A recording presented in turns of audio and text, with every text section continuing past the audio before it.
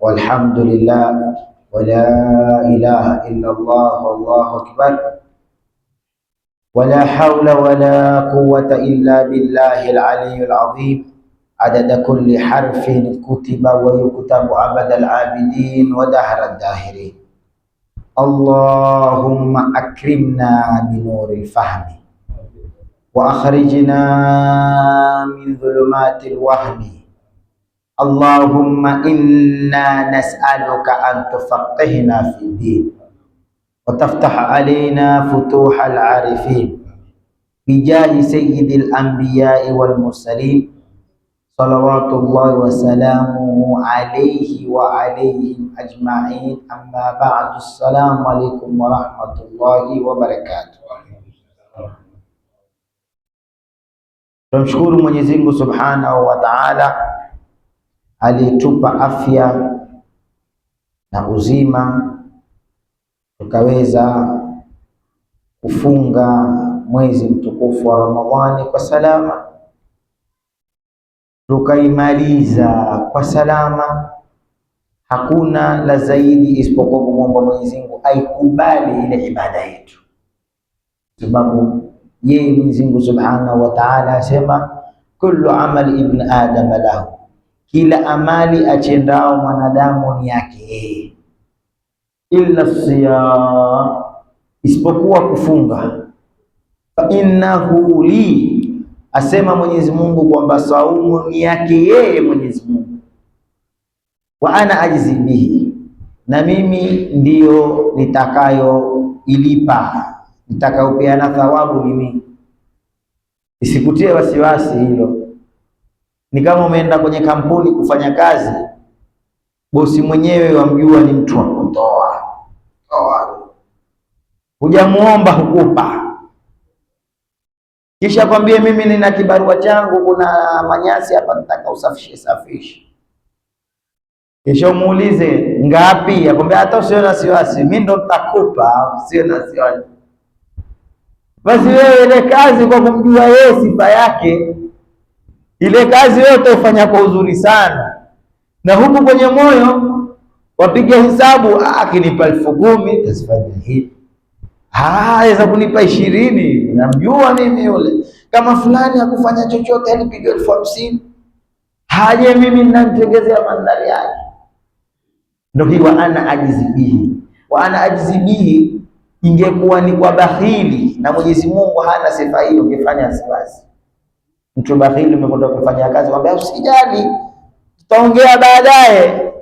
Kwa wewe una wasiwasi, huyu bwana, hii kazi hii hakuna kitu.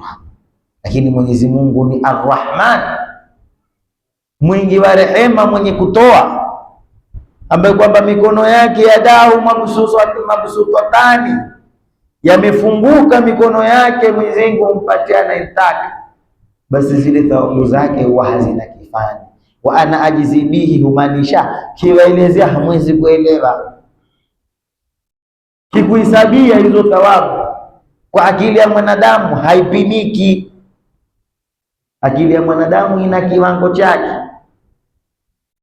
Nikikwambia wewe uzani wa jabali kwa kilogramu, utanambia bwana sasa hazieleweki, nieleze kwa matani, sio? Kuna wakati ikifika ile hisabu kwa namna unavyoielezea na kwa mwanadamu hakubali tena. Nitakwambia michanga 3, lakini kwambia hizi tembe milioni pawatiri mara, naambie tu mitanga mingi unitosha. Lakini usiniambie ndio utaona vipimo vya mwanadamu. Mchanga kwa kuwa hausabiki hupimwa kwa uzani, haupimwi tena kwa tembe, na hakadha ndo wa ana ajibi. Kwa hiyo sisi twatarajia kupata ujira mkubwa, ndo sababu ya ile Idi tuloifanya yana, tukafurahika, tukala, tukateka, kwamba ile kazi ya Mwenyezi Mungu tumeifanya, twatarajia ujira mkubwa. Ndio ile tukisema takabbalallahu minna wa minkum, sio kwamba takabbalallahu, Mungu amekubali, haikubali saumu yako wewe na saumu yangu. Eid mubarak alaina wa alaikum, zile furaha tukawa nazo jana zote ni kwa sababu ile wa ana ajizi. Kisha haikutosha, tukaambiwa na Mtume Muhammad sallallahu alaihi wasallam, man sama Ramadhan, atakayefunga Ramadhan, thumma atba'a sita min Shawwal, akaandamiza na siku sita za Shawwali za mfungo kwanza, kana kasiyam dahr, ataandikiwa amefunga mwaka mzima. Sasa wewe umri wako kwanza ubalighi mpaka sasa una siku likula, basi wewe maana kufunga Ramadhani na sita mwaka wa kwanza, funga Ramadhani na sita mwaka wa pili, ambao huu umri wake wote akufanya nini? Akifunga. Neema ya ujira kutoka kwa Mwenyezi Mungu Subhanahu wa Ta'ala. Kwa hiyo wale ambao kwamba wameanza saumu, bali ataanza kesho sita Shawwal, ni siku sita tu, si lazima uzifuatanishe. Weza kufunga siku moja ukala, siku nyingine ukafunga tena, au la ni hizi mapema ndogo, kabla hai nafsi haijachoka. Nafsi kisha kuzoea kula itakuwa sasa hivi tena. Kwa hiyo hanian, tumshukuru Mwenyezi Mungu kwa hilo alilotujalia sisi, na tumuomba atudumishe kwenye hadafu ya Ramadhani. Lengo kuu la Ramadhani ni pale aliposema Mwenyezi Mungu Subhanahu wa Ta'ala, ya ayyuhalladhina amanu kutiba alaykumus siyam kama kutiba ala alladhina min qablikum la'allakum tattaqun. Lengo kuu la saumu ilikuwa ni kupata uchaji Mungu. Sasa mwanadamu akawa amekwenda skuli, una mtoto wako enda skuli mapema alfajiri, yeye honda skuli, hurudi saa 3 za usiku, amesoma kuanzia chumba cha kwanza mpaka chumba cha 8, amemaliza mpaka form 4, hajakosa skuli hata siku moja. Kisha afanye mtihani afeli, tena afeli wa mwisho dundu, tasema haikuwa na faida skuli. Kisha wajirani awe basi alifaulu kisawa sawa, sema heri yule. Sasa wewe umeingizwa kwenye skuli ya Ramadhani siku 30, huli hunywi husengenyi ufanye chochote, kisha isikuletee thamara, itakuwa wewe ni ule ulopata dundu ama rasi, umefeli katika hadafu aliyoweka Mwenyezi Mungu. Sababu dawa Mwenyezi Mungu haifeli, ni wewe mgonjwa ndolo ulofeli. Dawa Mwenyezi Mungu haifeli. Madamu amesema mkifunga mtakuwa na takwa, saumu imekwisha, takwa haijawa kifuani, huyafunga kufunga wewe panao makosa yalikuwepo. Ni lazima takwa iwe kwenye kifua. Na utajuaje takwa ikoje? Maanake Mwenyezi Mungu asema fala tuzaku anfusakum, sio msitakaze. Hasa mimi nitajuaje nimepata takwa ama sijaipata? Angalia hali ya kabla ya Ramadhani na hali baada ya Ramadhani zikiie. Kabla ya Ramadhani ulikuwa vipi? Na imeingia Ramadhani na imetoka, umekuwa hali gani wewe? Ikiwa kuna zitu katika Ramadhani umedumu nazo, yamaanisha ile skuli ya Ramadhani aliyoweka Mwenyezi Mungu umefaulu nayo.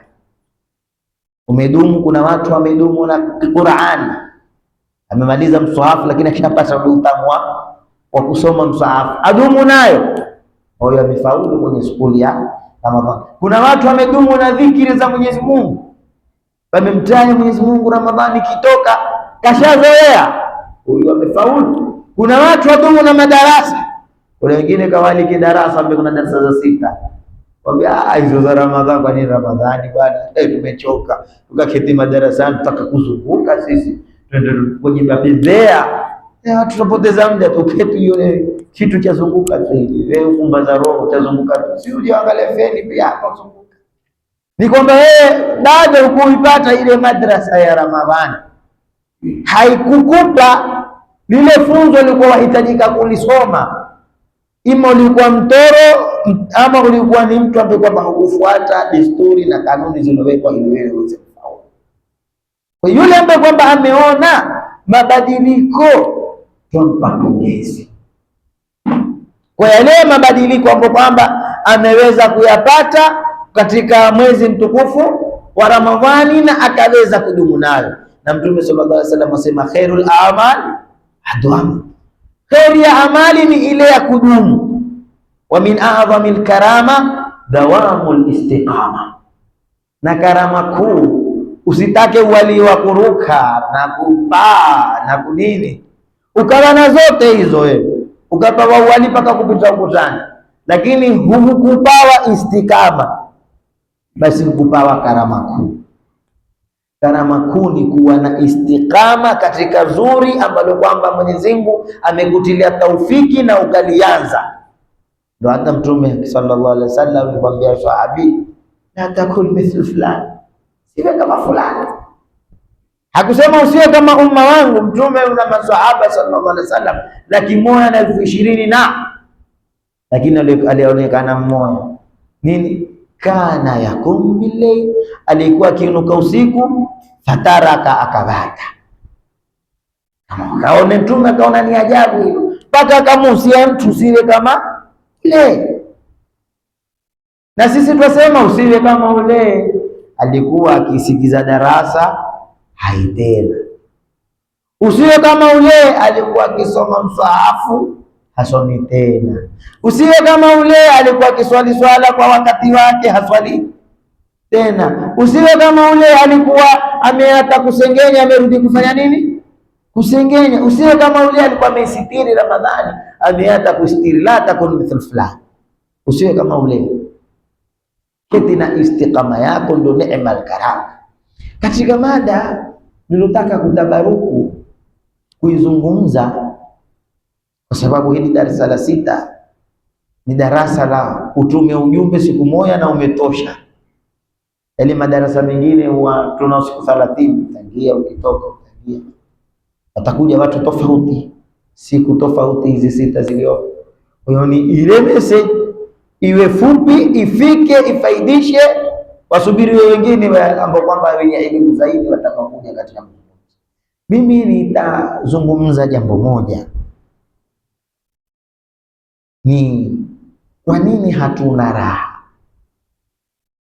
Ukichunguza sisi hatuna raha, tungateka lakini tuungulika. Tuna raha kabisa, saada ile furaha. Na ushahidi tumekwenda hivi, wewe fikiria ile idi ya utoto ile, mwezi ukionekana ulikuwa ukiterema vipi wewe, ukiroka kesho ni idi, kesho usiku mzima hupati usingizi roho, kesho ni idi, alikuwa hupati usingizi, hulali, ukifunga mato hayafungiki mato, sije ukalala ukapitwa. Ile nguo yako ya idi waiangalia ukirudisha, waiangalia ukirudisha, kanzu utapiga pasi kwa ndia usiku, wewe uipiga mpaka asubuhi, furaha.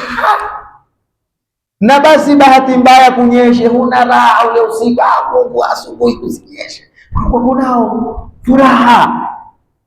Ukisikia ile takbiri ya idi basi utaona. Lakini chunguza, siku hizi hatuna raha. Idi kumeonekana mwezi, hatuna raha. Una kanzo yako pia tapasi hujaipiga, utapiga asubuhi watandali. Ukilala ni kama kawaida, ukiinuka kama kawaida. Hakuna tena saada, hakuna tena furaha, hakuna tena kuterema. Kwani kuna nini? Nabii Musa alimwambia wanafunzi wake, la abrah hatta ablugha majma al-bahrain au amdhiya huquba.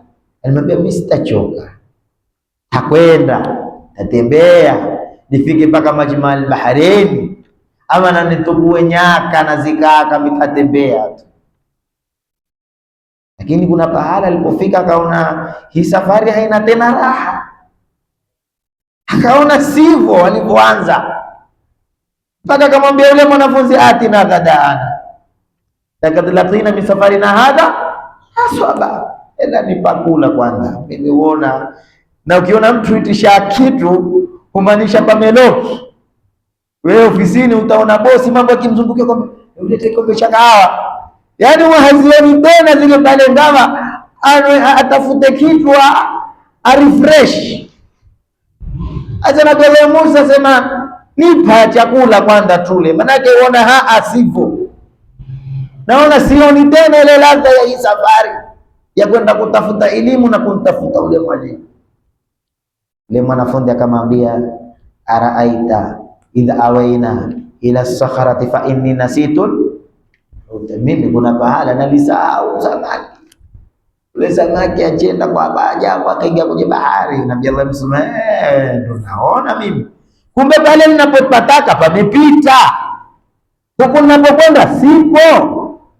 Ndo hii mambo ikawa haikai sawa. Alifanya nini? Fartadda, waliamua kurudi, akisema si hata tusongee. Sasa kwa nini hatuna furaha? Na sababu ya kujadili hili ni tutafuta namna gani tutarudi huko tukaitafute ile furaha. Mimi nitawapa mfano kwa nini hatuna furaha. Wewe watoka hapa, umealikwa harusi ya kipenzi chako Gede. Gede tunapajua, umetoka na kanzu yako na jumba lako, raha bwana, nkienda kule maswalo ala alhabibi, una raha sio? Ukaiona ile matatu ya kwenda Gede, matatu ya kusonga huko, tasikia raha, kipando hiki ukapanda. Ukipanda ile safari yaenda, wasikia raha, umepita Mswabaha, unaona kwa karibu na Gede, ukasindia. Ukifungua mato uko sehemu za Masangoni na gari endelea kwenda, na wewe ulikuwa unataka wapi? Gede. Umwambie ile kondakta mole dereva, bwana mimi nilikuwa nataka kwenda Gede. Akwambia tumepita, lakini usijali. Wewe umetoa shilingi ngapi? Nimetoa 50. Au usijali, takupeleka Mombasa ni shilingi 500, lakini wewe 50 yako tosha, wewe tuendeleze tu hiyo safari, utasikilizia raha wewe.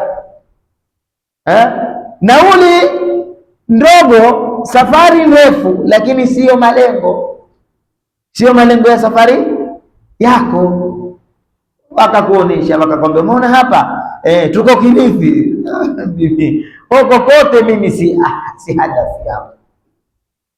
Na sisi kukosa furaha ni moyo umekosa hadafu, na mwanadamu amekosa hadafu, hadafu ya kuwetwa ulimwenguni. Hapa tukaambiwa na Mwenyezi Mungu Subhanahu wa Ta'ala, wama khalaqtul jinna wal insa illa liya'budun.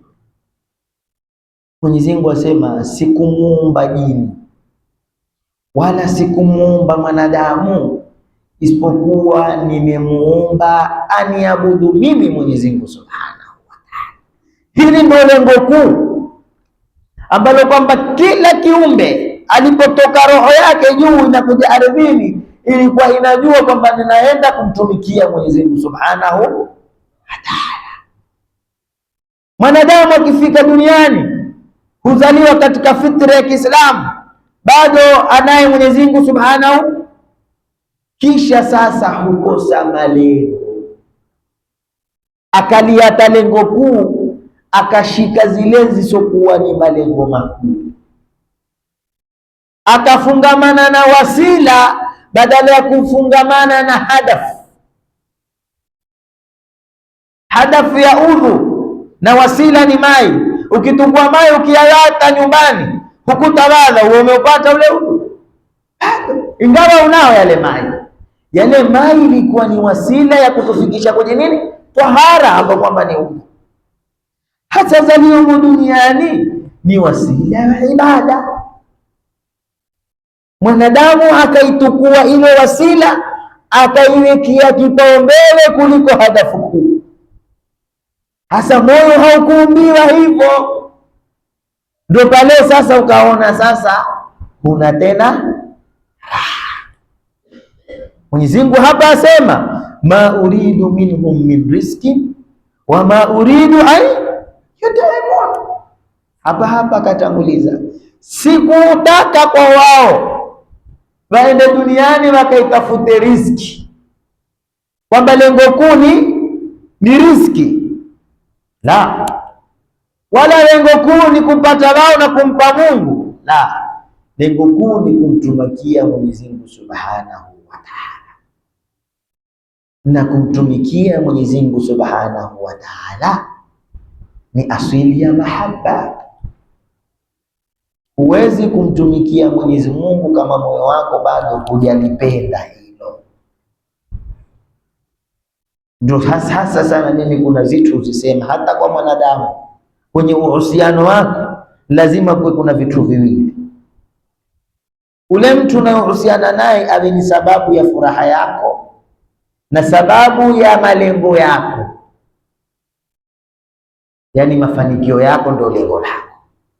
Ikiwa ule mtu uliokuwa naye itakuwa ni sababu ya furaha bila mafanikio, itakuwa hapana faida. Na ikiwa ule mtu uliokuwa naye ni sababu ya mafanikio basi na furaha, kuna watu hupata yote katika moja katika mawili. Umekwenda pahala umepata furaha lakini hapana mafanikio. Bwana wewe lala, umeajiriwa wewe, ukitaka lala, ukitaka kula, mshahara baadaye taona huna utulivu. Na umekwenda pahala umepewa mafanikio, mshahara, lakini hukupewa huria, hukupewa furaha pia, utaona huna utulivu mahala kama hii. Kwa hiyo ibada nayo yataka ilete mafanikio na ilete furaha katika Mungu.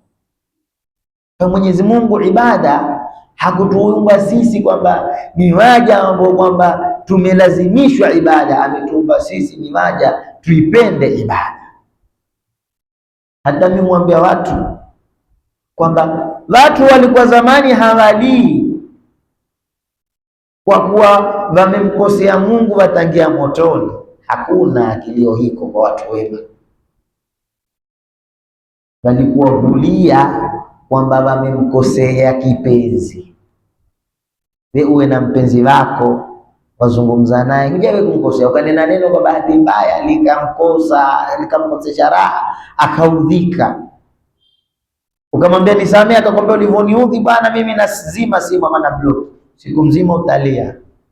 Rongo nini? Kipenzi changu nimemkosea na mimi simkosei. Sa alaka ya Mwenyezi Mungu na mja wake ni alaka ya kimapenzi, si alaka ya jabri ya kulazimishwa. Utaona watu katika dua zao wakiomba sema Allahumma inna nuhibbuka, sisi twakupenda. Nitatoa mfano wa kiswa mashuhuri. Kuna mji kulikosekana maji, mvua kawa hainyeshi, ukawa kuna chaka kikubwa sana. Wakatoka mashekhe watatu wanazuoni wenye ibada, wakaenda kwenye pango, wakasema sisi tuombe mvua mpaka mvua ifanye nini? Ishuke, ama pataangamia wanyama na binadamu. Sasa walipoomba siku ya kwanza, wakaomba zile dua za kisawasawa zile za kunyosha mkono. Kuna watu mashallah kitia dua Rabbana tia dua ndefu kete, hakuna mvua. Bila kajaribu omba kete watatu, akanena watatu zetu tutakuya kesho. Wa pili wakaenda wakaangalia kwenye zitabu, wakapata zile dua zile Jaushir sijui Kabiri sijui nini Albatiri nini, kaja nazo kazisoma zote kite, wakasema tutakuya kesho. Wakafanya baadhi ya An'am 70 na Yasini 700 na Bakara 50, wakaya nazo zile, wakasoma hakuna mvua.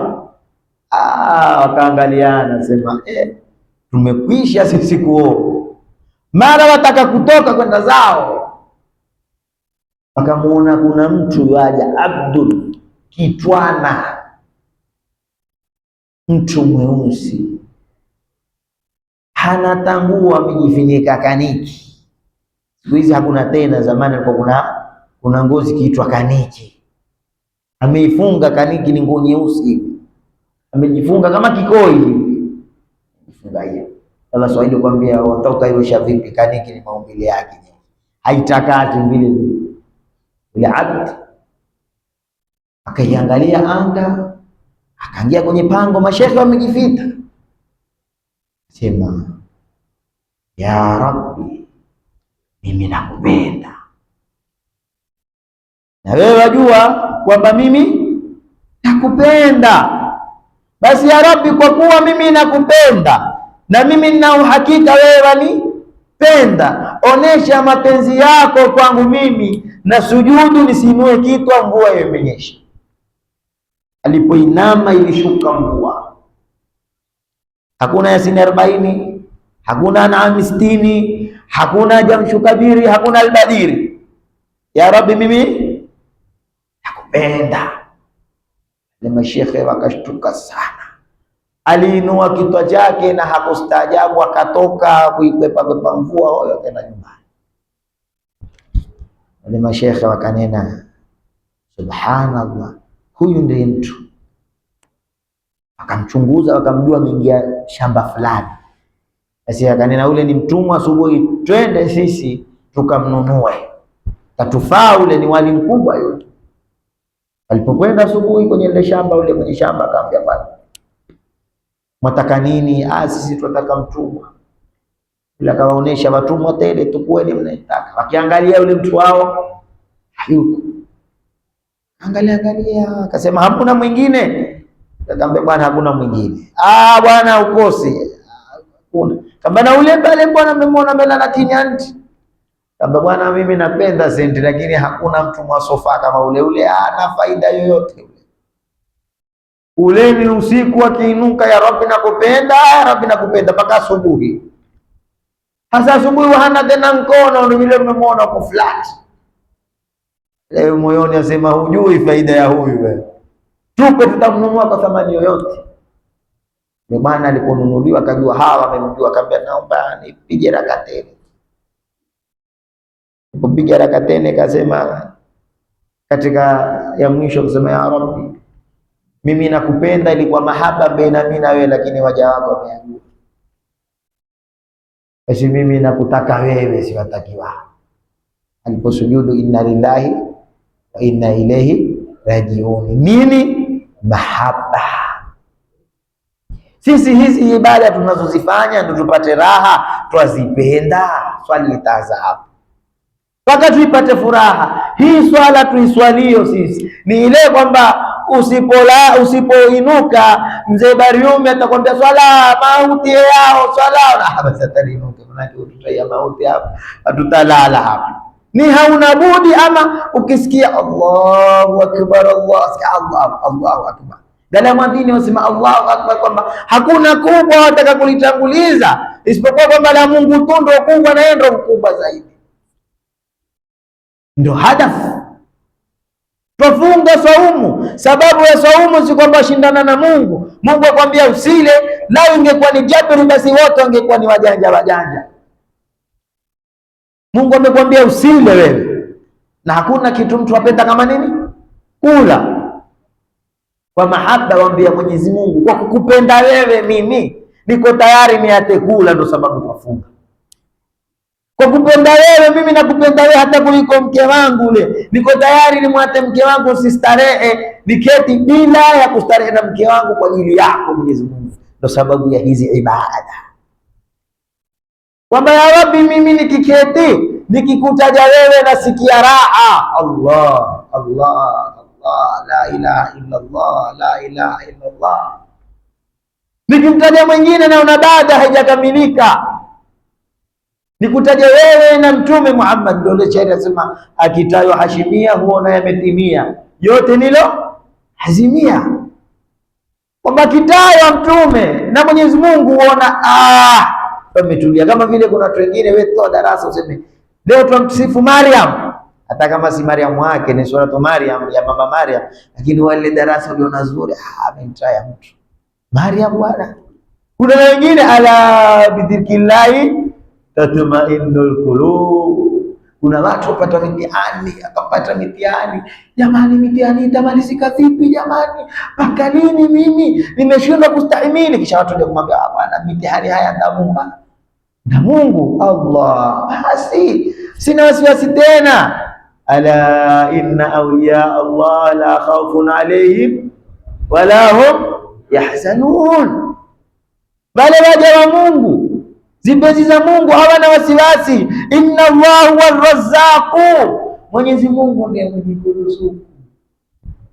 Ukishakujua mtoaji ni Mungu, wajua hukosi lako Mungu.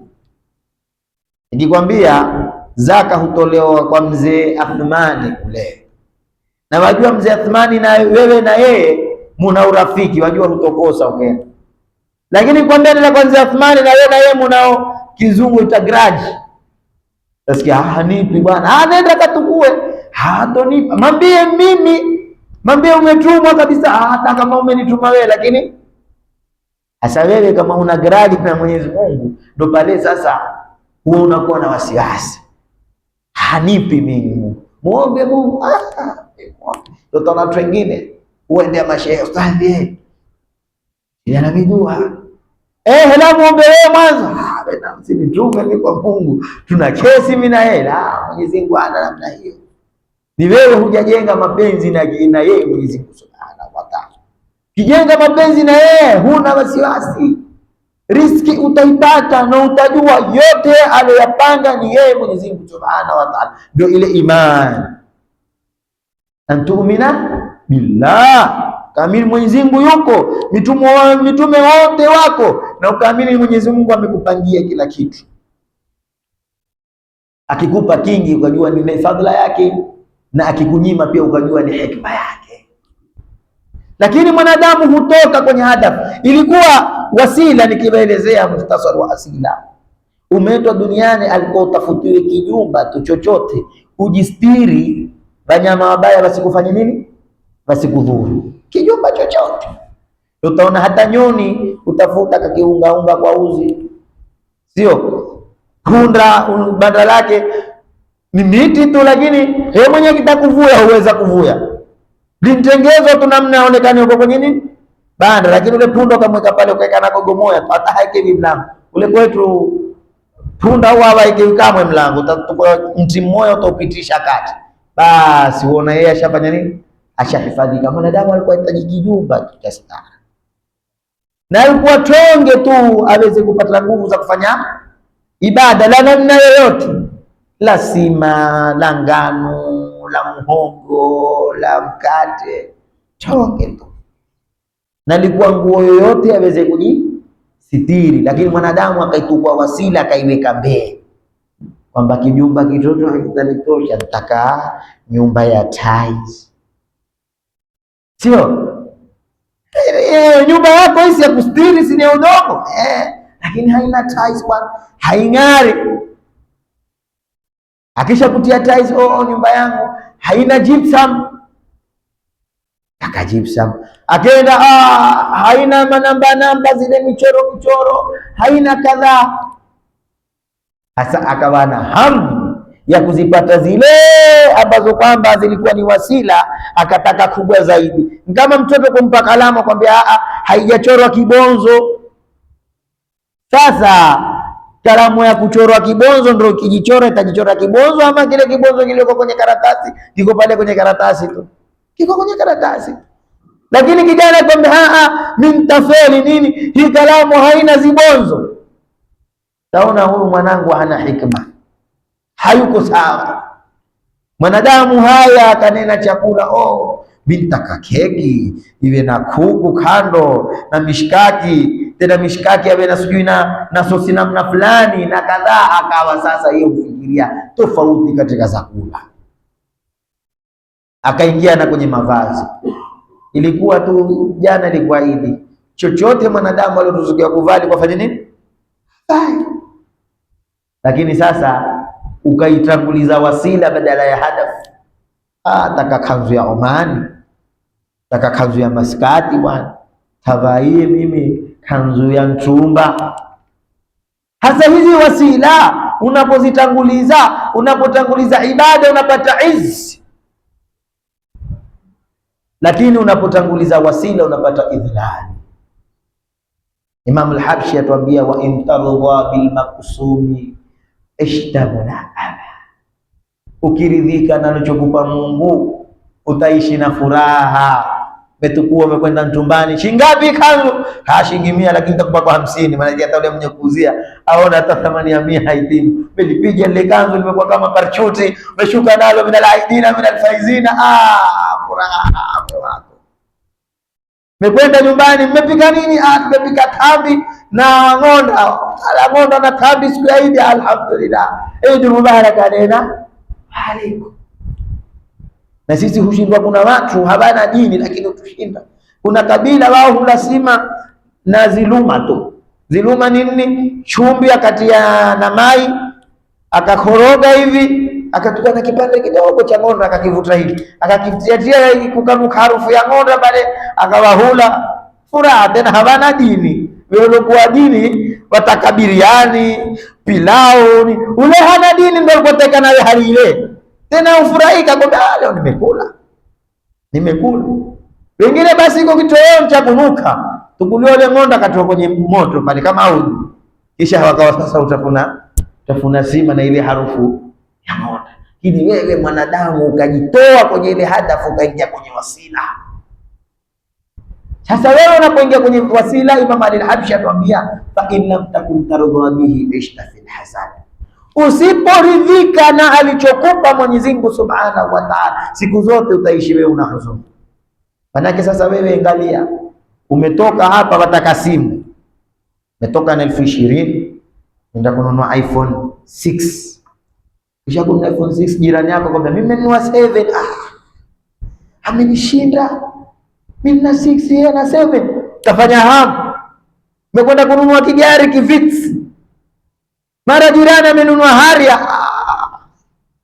Vix na Harrier ni wapi na wapi? Utatamani Harrier. Siku kinunua Harrier uje umuoneshe yeye, akwambia umpigia simu, "Njoo yone nimenunua Harrier." Akwambia kama yangu, kama yako. Basi yangu nimeuza nimenunua V8. Takufikia lini mimi?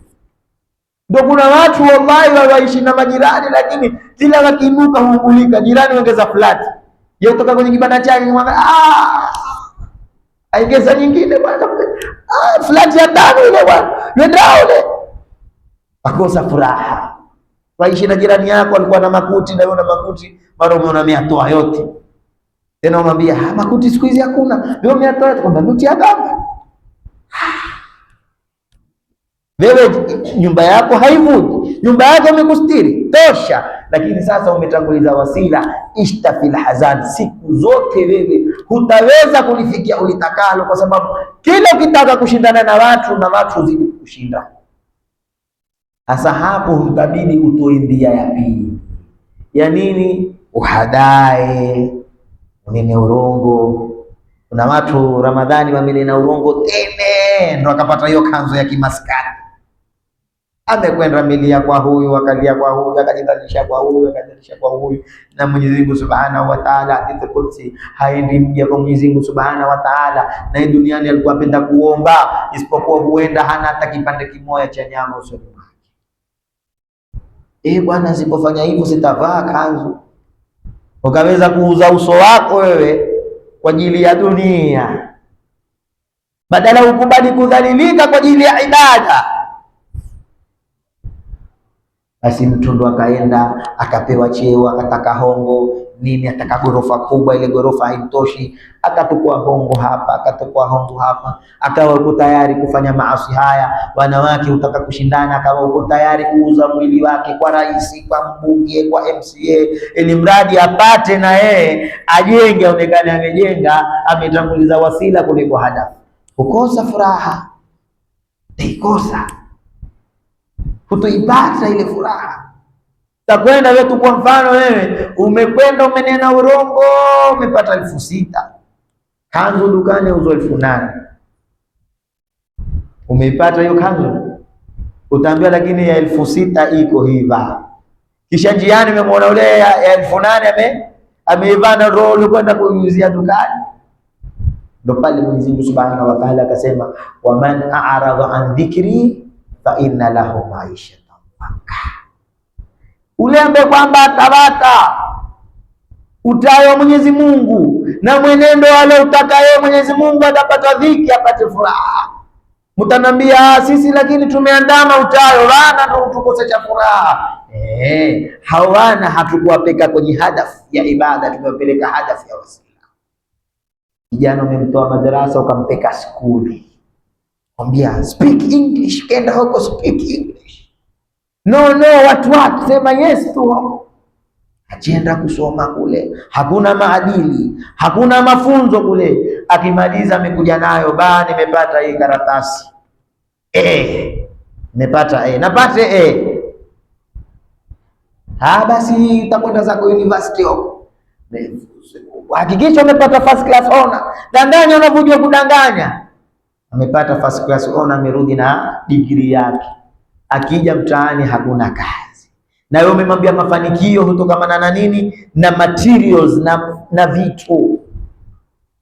Wamwambia kufanikiwa kuwa kama Saidi una gari na yeye hana. Kuwa kama Athmani ana iPhone na yeye hana. Akiona ndia hizi haziwezi kumletea iPhone, ndio pale hushuka zipanga sasa. Sababu hadafu, hakupewa hadafu nyingine yoyote zaidi ya hadafu ya kidunia. Yule mtoto hakuonyeshwa kwamba faida ni katika takwa, inna lilmuttaqina mafaza, uchaji Mungu ndio kufaulu. Yule mtoto hakuambiwa hayo.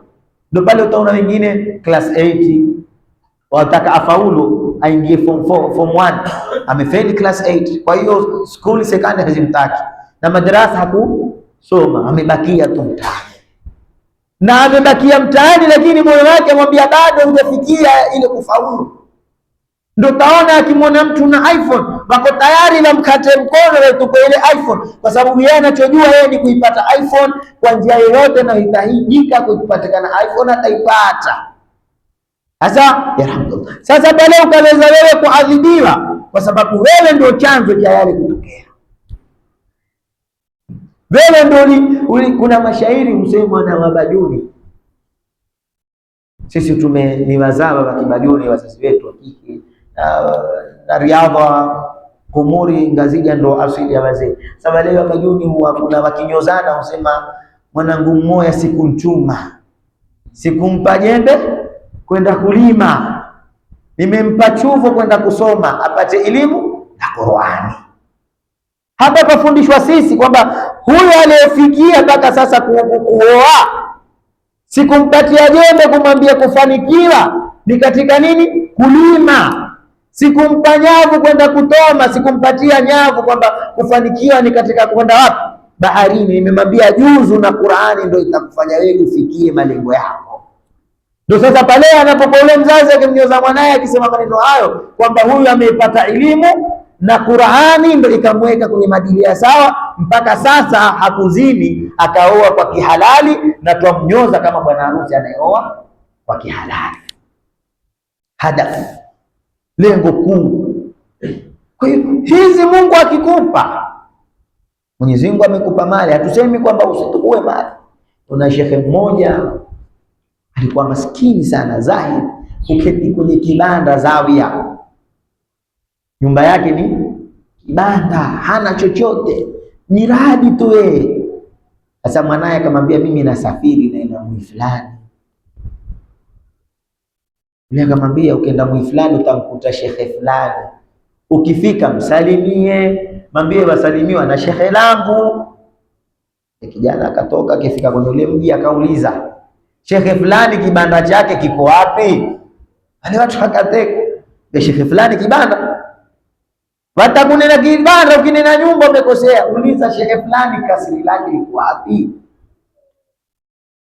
Atwaliwa akipelekwa kwa ule shekhe, si bodyguard walioko milangoni.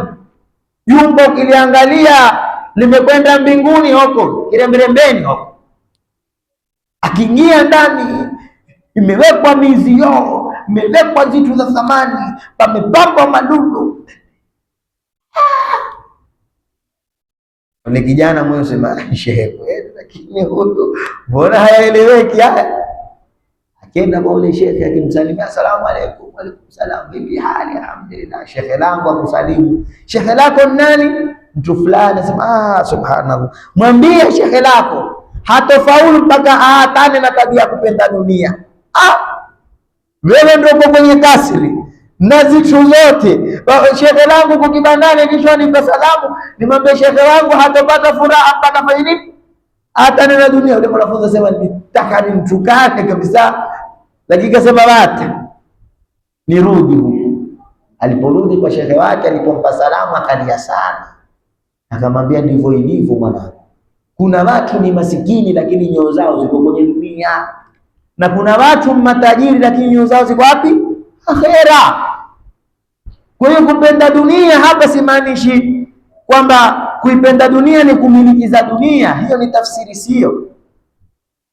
Kuipenda dunia ni wewe uwe na hamu yako ni nini? Dunia, kuliko hadafu ambapo kwamba tumesema hadafu ni ibada. Mungu ameweza kukupa kwa ndia ambazo kwamba usitaraji. Lakini sasa wewe tumesema hizi zilizoko duniani ni wasila, ukazitumia hizo hizo kujenga akhera yako. Utaona kuna watu kama kina Sayyidina Uthman bin Affan wakafanya nini? Toa wakimpa Mtume Muhammad sallallahu alaihi wasallam na Mwenyezi Mungu Subhanahu wa Ta'ala. Na wako watu kama hao mpaka sasa.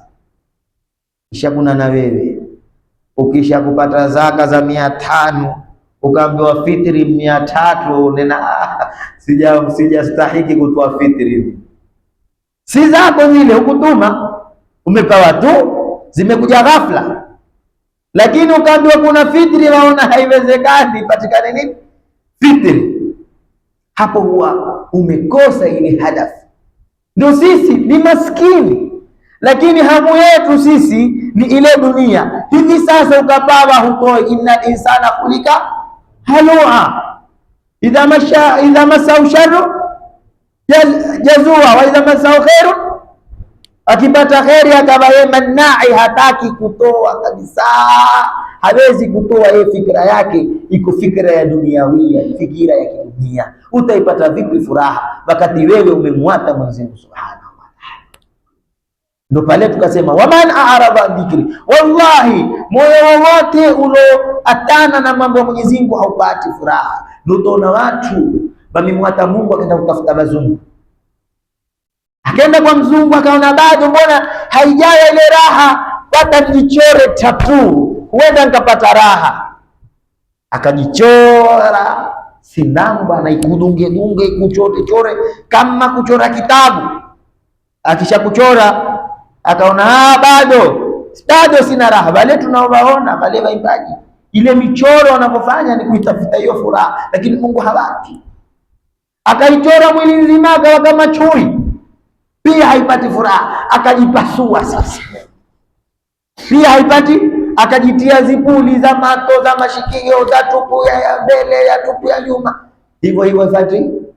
Basi wengine wakaenda kugeuza na jinsia, akatoa tupu ya kiume akaika ya kike, hivyo hakuna furaha. Wewe una magari, una majumba, kujichora huko kwa nini? Ni kwamba ndio pale kisha baada akaona furaha labda iko kwenye unga. Kama kununua unga, akivuta akiona ndio furaha, na ajua kwamba fulani alivuta akaharibikiwa, lakini natafuta hiyo furaha kwa namna yoyote ile iwao. Akaingia kwenye unga, akaingia kwenye tembo, akaharibikiwa kabisa. Ndo hawa vijana wetu tumeatoa kwenye hada, hawana furaha, ndo akaenda kwenye mihadharati.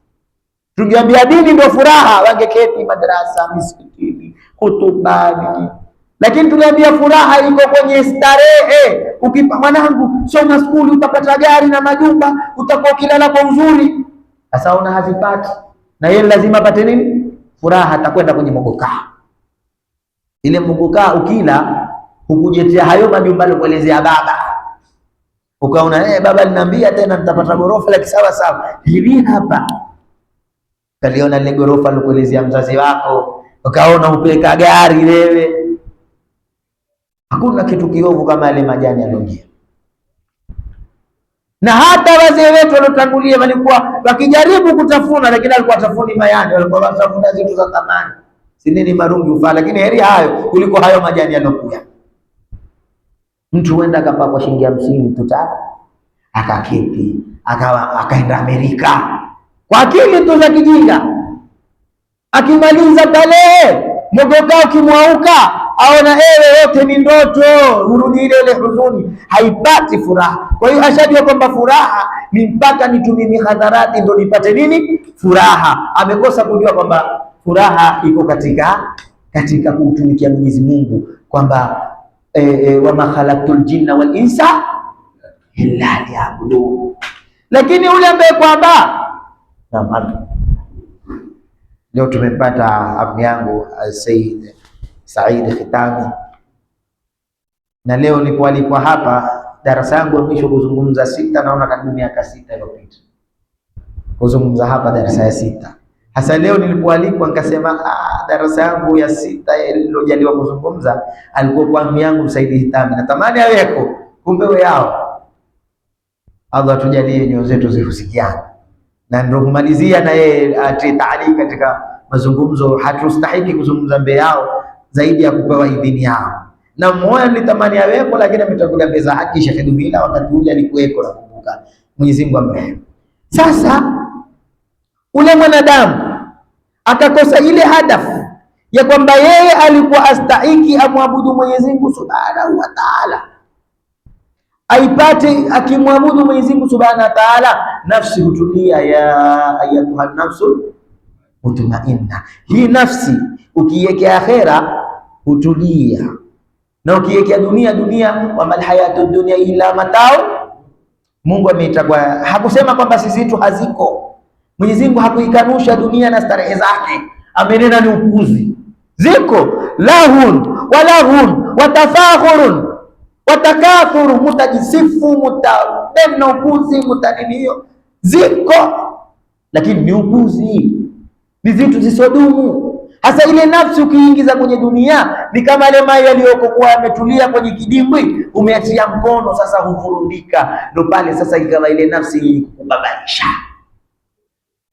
Lakini mpaka ung'ang'ane na nafsi, yambe nafsi, lengo kuu mimi ni ibada. Tashindana na wewe nafsi, utulie pale ulipo, nimepata nimeridhika, sikupata mimi pia nimekinai. Hapo ndo utaweza wewe. Kosa raha ukikosa swala, usikose raha kwamba umekosa cha dunia. Mbona siapata Honda, mbona siapata simu, watu wanataji skrini, watu wana kadhaa, watu wana kandumpia, fulani amenunua magari. Hizo wewe zitakubabaisha, zitakugongesha mwamba. Ndo pale sasa kuna mtu atakuja kuambia bwana, hizo ziko, kunao mganga shimoni, ukienda atakufanya uwe tajiri. Utakwenda wapi mwisho? Shimoni. Nimetoa mfano, wala si wakajili watu wa shimoni, ni mfano huo natoa. Hasa kwenda kule ndo utakawajini, uambie hautoi kafara watu, untoe mwanao. Kuna furaha gani ukimtoa mzazi wako na mke wako na mwanao kwa kutaka utajiri? Ndio una kila mara ukiketi wale kwamba wamekwenda kutafuta utajiri kwa njia zisizokuwa za haki, wallahi hawana furaha. Ni songi tu kwenye magari wamekunda uso, na dalili nikikuonesha kwamba hata wenye magari wengine hawana furaha. Weka gari barabarani vibaya, uone atakavyotoka mkali, atakakupiga makofi, sio? Wale watu wa magari ukiwakosea kidogo wakitoka utashangaa, huyu kule garini alikofanya nini? Mkali atakakupiga. Mkosee mwenye baskeli, bwana, picha ametulia, lakini ule kila zikipanda na yeye hadafu yake ni pale hukosa. Kisha mja nafsi kakwambia kitu kimoja, waweza kupata zote, kisha nafsi kuambia zaenda zake hizo, engeza ama zitapungua, fulani amefilisika, bado wewe tu. Hasa wewe ukikosa kulala ili upate utajiri, hasa wakosa kulala ili usifilisiki. Hasa umekuwa wewe maisha yako yote ni kukosa kulala. Matajiri upiga simu, supermarket gani imefunguliwa fulani, itakuja kushinda yangu, toa ofa, fanya kadhaa. Ushahidi Safaricom siku zote flote ya ofa bana, tutatia wenyewe credit. Mpendwa, una ofa kadhaa, ni kwamba hucha kushindwa. Lengo kuu limekuwa ni dunia, lengo kuu limekosekana kwa ni akhera. Lakini mwanadamu akatiania kwamba tutoka kwenye Ramadhani, ukasema mimi hapa sasa nia yangu ni radhi zake Mwenyezi Mungu Subhanahu wa Ta'ala. Ule shairi alisema, hajartul khalqa turra fi hawaka wa aitamtul iyala likay araka wa in tata'atani bil hubbi irba lama hanna alfuad ila siwaka. Nimeepuka watu niwe nawe, nimeata bana mayatima wawe, wakinikata zipande magabe, muliwa Mola wangu zitunu zangu ni wewe, kwamba mimi bwana la tajitahidi kadiri ya pale Mwenyezi Mungu amenijalia asbab, fa atbaa sababa, naenda kutafuta riziki nitakayoipata nitaitumia katika kumtumikia Mwenyezi Mungu Subhanahu wa Ta'ala. Tawapeka watoto wangu wasome skuli, wajue haki na batili, lakini tawatangulizia Mungu zaidi. Tawapeka mimi nimeona watu wako, nimemwona mtu ni tajiri mkubwa, anaambia mimi nimewatoa watoto wangu mbali mauzunguni, nimewaeta huku wamjue Mwenyezi Mungu na mtume wake, wahifadhi Qur'ani, wahifadhi mutuni. Sisi tusokwenda uzunguni tunahamuana waende uzunguni, na sangine waambia mwana akenda huko ataharibika, huko kuna LGBTQ atakuwa gay. Wauliza kiwa gay kisha atakuwa tajiri? Ataniletea nami hapa si mwatemeke hivyo. Ndio hali iliyokuwa sasa dunia hii. Kwa hiyo muomba Mwenyezi Mungu atupe takwa na atupe ladha ya kumtii Mwenyezi Mungu Subhanahu wa Ta'ala, atupe na mahaba. Sifungi darasa, kuna dakika 15 zile zilizobakia, na mtanguliza Al-Habib As-Sayyid Sheikh Said Khitami, yeye atatilia taaliq haya ama ataongezea yake.